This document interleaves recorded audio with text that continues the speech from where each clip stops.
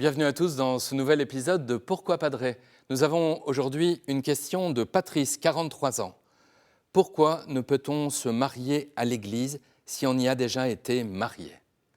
Cher Patrice, votre question rejoint celle de tant de personnes aujourd'hui qui ont connu un échec de mariage dans leur première union. C'est une question très fréquente qui se pose partout. Elle exprime quelque chose d'assurément bon. Nous savons au fond de notre cœur que l'union de l'homme et de la femme n'est pas loin du sacré, c'est-à-dire que cela concerne le fond de notre humanité, tel que Dieu le crée et le restaure. C'est donc très dur humainement à vivre pour des nouveaux couples attachés à la foi chrétienne de découvrir qu'il n'est pas possible de se marier une deuxième fois. Pourquoi ? La première raison tient à l'indissolubilité du mariage. Le sacrement du mariage, ne l'oublions pas, est un sacrement où Dieu lui-même unit l'époux à l'épouse pour toujours, jusqu'à la mort du premier des deux.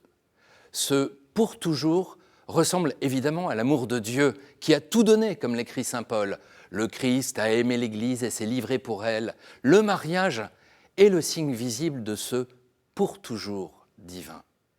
La seconde raison est de prendre au sérieux ce que se disent les époux au jour de leur mariage. « Je te reçois comme époux ou épouse et je me donne à toi ». C'est toujours avec beaucoup d'émotion en tant que prêtre que j'entends ces mots. L'être humain est capable d'un tel don. Se donner, c'est se donner pour toujours. C'est Dieu qui unit. Qui pourrait désunir ce que Dieu a uni? Ce que Dieu a uni, que l'homme ne le sépare pas, dit Jésus. Alors, il est certain que lorsqu'une première union s'est terminée en drame, infidélité, violence, mépris, le mariage semble être en échec. Il est donc extrêmement important à la base d'être sérieux quand on prépare des couples au mariage, afin qu'ils connaissent non seulement l'engagement qu'ils vont prendre, mais aussi, ne l'oublions pas, les moyens d'entretenir son mariage. Car force est de constater qu'en général, on entretient mieux sa voiture que son mariage. Je pense à la prière, aux retraites, à la confrontation avec la parole de Dieu, au fameux devoir de s'asseoir dont parlent les équipes Notre-Dame. Autre chose, si l'Église ne peut annuler ce que Dieu a uni, elle peut, après une enquête précise, minutieuse, définir si le premier mariage a été valide ou nul. Imaginons par exemple que l'un des deux époux s'engage dans un mariage, mais en son cœur refuse absolument d'avoir des enfants. Ou qu'un autre s'engage, mais que l'un des deux soit contraint d'épouser l'autre par un membre de sa famille. Cela rendrait le mariage nul au niveau canonique, juridique. L'Église ne peut annuler un mariage, mais le reconnaître nul. On pourra alors se marier à l'Église pour la première fois.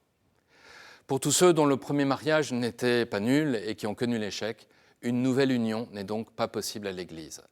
Cela ne signifie pas du tout que ces personnes ne puissent participer à la vie de l'Église, y être au service et grandir dans leur vie chrétienne. L'Église veut pouvoir accueillir tous ceux qui veulent se mettre dans la suite de Jésus-Christ.